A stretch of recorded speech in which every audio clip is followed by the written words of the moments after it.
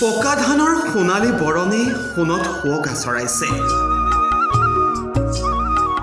হাতে হাতে কাচি, মুখত এমুকুৰা হাঁহি।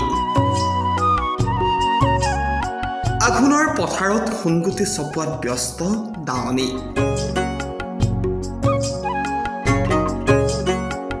এতিয়া আঘোণৰ বতৰ। সোণোৱালী পথাৰত সোণগুটি চপোৱাৰ সময়। আঘোণৰ পথাৰৰ বুকুতেই বিৰাজমান হৈ থাকে চহা কৃষকৰ হাঁহি।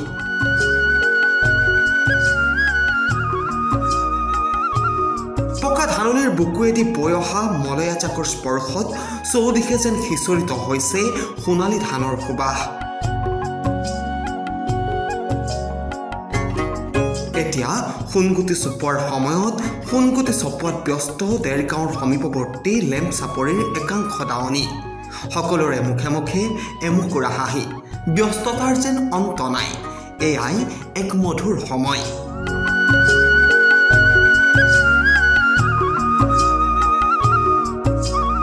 দাৱনীৰ লগে লগে ধান কটাত ব্যস্ত অসম প্ৰদেশ যুৱ কংগ্ৰেছৰ উপসভানেত্ৰী সাগৰিকা বৰাও। আজি এই লেমচাপৰি অঞ্চললৈ আহিলো। বিশেষকৈ আমাৰ পথাৰত দাৱনীসকলে সোণগুটি চপোৱাৰ কামত ব্যস্ত হৈ আছিলে। আমাৰ চিনাকি মানুহৰে এখন পথাৰ আৰু তেখেতসকলৰ আজি আমাৰ কেইগৰাকী দাৱনী, বহু কেইজন আমাৰ ককাইদেৱে ডাঙৰি কঢ়িওৱা কামত ব্যস্ত হৈ আছে। আমাৰ দাৱনীসকলে ধান কাটি আছে, সোণগুটি চপোৱাৰ কামত ব্যস্ত হৈ আছে। আঘোণৰ পথাৰত হয়তো নেনামিলে আঘোণৰ যি পূৰ্ণতা, এই পূৰ্ণতা পোৱা নাযায়। ময়ো আমাৰ দাৱনীসকলৰ লগত একেলগে বেছি নহ'লেও কেইমুঠিমান ধান কাটিলোঁ। ধান কটাতকৈও তেওঁলোকে যে নিজকে এগৰাকী কাম কাজৰ জৰিয়তে এগৰাকী অৰ্থনৈতিকভাৱে নিজকে সবল কৰিবলৈ চেষ্টা কৰিছে। আন এটা পৰিয়ালৰ সহায়ৰ হকে তেওঁলোকে আজি আহি ধান কাটি দিছে।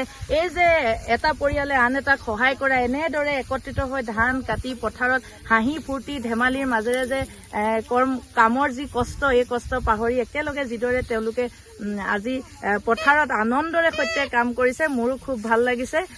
আৰু বিশেষকৈ মহিলাসকলক এনেদৰে পথাৰত লগ পাই তেওঁলোকৰ মনৰ কথাবিলাক অকণমান পাতিবলৈ সুবিধা পায় মোৰ খুব ভাল লাগিছে। আশা কৰি অনাগত সময়ত আমাৰ দেৰগাঁৱৰ, আমাৰ অসমৰ মহিলাসকল কৰ্মক্ষেত্ৰত নিজকে আৰু অধিক আগবঢ়াই লৈ যাওক। এই কাম কাজবোৰৰ জৰিয়তে অৰ্থনৈতিকভাৱে সবল হওক, ঘৰতে বহি নাথাকি কৰ্ম সংস্কৃতিৰ এক সুন্দৰ নিদৰ্শন দাঙি ধৰক, তাৰে কামনা কৰিম। এনেদৰে ৰাজ্যৰ বিভিন্ন প্ৰান্তৰ সমান্তৰালভাৱে দেৰগাঁৱৰ সমীপৱৰ্তী লেমচাপৰিৰ একাংশ দাৱনীৰ মাজতো দেখিবলৈ পোৱা গ'ল ব্যস্ততা। সকলোৰে ব্যস্ততাৰ অন্ত নাই, কাৰণ এয়া আঘোণৰ বতৰ, এয়া সোণগুটি চপোৱাৰ সময়।